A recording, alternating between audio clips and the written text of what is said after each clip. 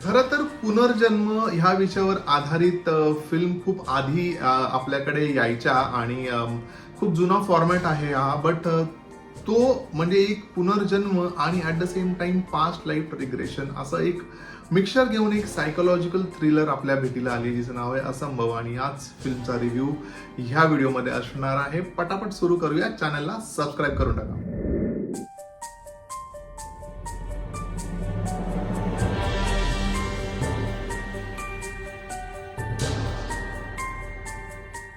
सचित पाटील आणि पुष्कर श्रोत्रीने दिग्दर्शित असंभव नावाची फिल्म आहे, ज्याच्यामध्ये एक सायकोलॉजिकल थ्रिलर आहे.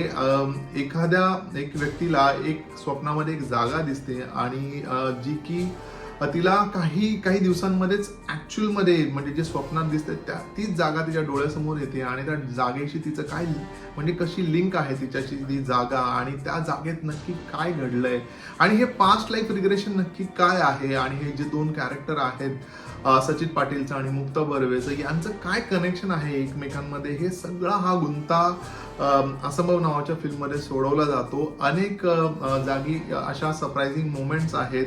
पास्ट लाईफ रिग्रेशन बद्दल मी ऑलरेडी बोललोय, हेही या फिल्ममध्ये दाखवलं जातंय. हा स्पॉइलर नाही आहे. सो फिल्ममध्ये खूप वेगवेगळ्या गोष्टी आहेत, सरप्राइजेस आहेत, ट्विस्ट आहेत, मिस्ट्री आहे. बट ही एक वेगळेपण आहे. पास्ट लाईफ रिग्रेशन दाखवलं गेलंय फिल्ममध्ये आणि त्याच्यातनं काय उलगडत जातं हे ऍक्च्युली बघायला थिएटरमध्ये तुम्ही जाऊ शकता. सचित पाटील, मुक्ता बर्वे, प्रिया बापट आणि संदीप कुलकर्णी ह्या चौघांनी इन अ वे खूप उत्तम काम केलंय. सचित पाटील आणि मुक्ता बर्वे हे यांचा जो रोल आहे हा ड्युअल रोल आहे, त्यामुळे दोन्ही जागी दोघांनी खूप छान परफॉर्म केलंय.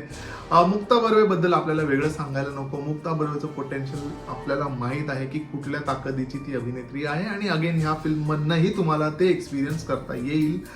सो ओव्हरऑल सगळ्यांनी खूप उत्तम परफॉर्मन्स दिल्यामुळेच या फिल्म आपल्याला रिलेटेबल वाटते आणि ही फिल्म आपल्याला एक वेगळी फिल्म अशी वाटते.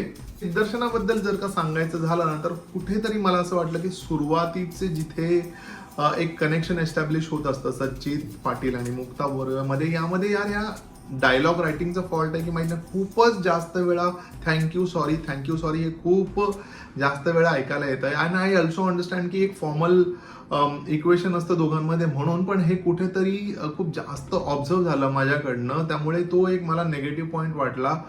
ऑल्सो मला असं वाटलं की फिल्ममध्ये जे सरप्राइझिंग एलिमेंट असायला पाहिजे होते ते अजून स्ट्रॉंग असू शकले असते, एक वेगळा टेकही असू शकला असता. बट हॅव्हिंग सेड दॅट, मला वाटतं सचित पाटील आणि पुष्कर श्रोत्रीने त्यांच्या हिशोबाने त्यांच्या पर्स्पेक्टिव्हने एक स्टोरी मांडायचा प्रयत्न केलाय आपल्या पुढे आणि which is not bad also. So overall I will say की डिरेक्शन हे छान झालंय पण खूप उत्तम नाही झालंय. सायको थ्रिलर जर का बघायचा असेल आणि ज्यामध्ये तुम्हाला एक वेगळेपण म्हणून पास्ट लाईफ रिग्रेशन देखील काय असतं, कसं असतं हे जर का थोडंसं जाणून घ्यायचं असेल, तसं ते इंटरनेटवर व्हिडिओ आहेत. बट एक फिल्मच्या माध्यमातून, एका स्टोरीच्या माध्यमातून जाणून घ्यायचं असेल तर एकदा जाऊन ही फिल्म पाहू शकता. मी फिल्मला देतोय 2.5 स्टार्स. सो फ्रेंड्स, हा होता माझा म्हणजे रवीचा व्ह्यू ऑन फिल्म असंभव. तुम्ही फिल्म पाहिली आहे का मला कॉमेंट करून नक्की सांगा. माझा रिव्ह्यू कसा वाटला हे देखील मला कॉमेंट करून सांगा. आवडला असेल तर व्हिडिओ लाईक करा, इतरांबरोबर शेअर करा, चॅनलला सबस्क्राईब करा. भेटूया पुढच्या रिव्ह्यू मध्ये. तोपर्यंत स्टे ट्यून.